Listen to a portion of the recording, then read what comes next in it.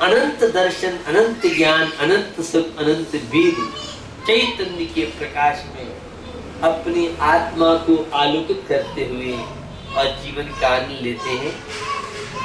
उस उत्तम क्षमा पर्व के माध्यम से अनंत काल के बैर के संस्कार, क्रोध के संस्कार, दुर्भावनाओं के संस्कार, घृणा और अप्रीति के संस्कार चल रहे थे।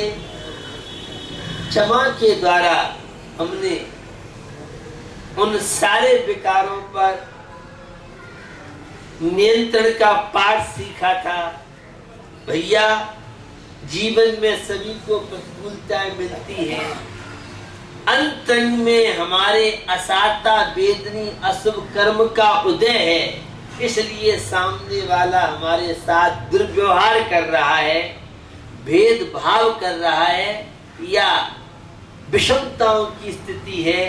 ये सामने वाला तो निमित्त है, मैं तो स्वयं ही मेरे अशुभ कर्म का उदय निमित्त बना और इसलिए प्रतिकूल सामग्री का संयोग बना। अब इसमें गुस्सा नहीं करना है, क्रोध नहीं करना है। क्रोध करेंगे तो दुर्गति के पात्र नरक और त्रियंच गति में जाना पड़ेगा। इसलिए समता रखो, इसी में शांति मिल सकती है। ये उत्तम क्षमा धर्म से हमने सीखा।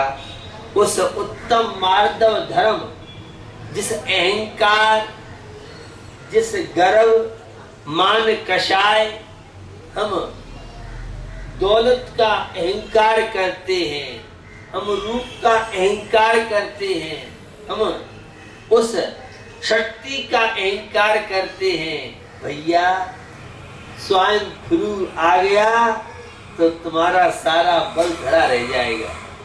टाइफाइड हो गया, डेंगू कुछ मिनट के लिए आ गया तो तुम्हारी सारी पहलवानी लेके चला जाएगा।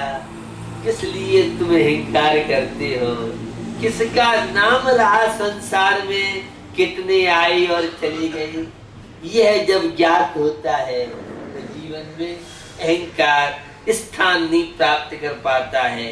एक स्वाभिमान होता है, एक अहंकार होता है। स्वाभिमान की आग में भी हम अहंकार की तुष्टि करते हैं। भैया, स्वाभिमानी बनना चाहते हो तो पांचों इंद्रियों की गुलामी छोड़ो। 8 कर्म के उस बंधन में बंधे हो, परतंत्र हो, तब तक तो स्वाभिमानी बन नहीं सकते हो। स्वाभिमान की रक्षा सिद्ध परमेष्ठी ने की है तो पूर्ण स्वाभिमानी सिद्ध परमेष्ठी है। हम लोग तो स्वाभिमान की आड़ में भी अहंकार। अरे भैया, जिस कुल में, जिस देश में तेने जन्म लिया है, ऐसे कोई खोटे कार्य, ऐसे काम मत करो जिससे तेरे माता पिता, तेरा परिवार, तेरी समाज, तेरा धर्म बदनाम हो। तो ऐसे छोटे कार्यों को, ओछे कार्यों को, निम्न कार्यों को छोड़ना। और तू गुटखा खाता है, स्वाभिमानी बनना चाहता है, कहाँ है तेरा स्वाभिमान? तू चाय नशा है और स्वाभिमानी बनना चाहता है। तू कम से कम जिस पद में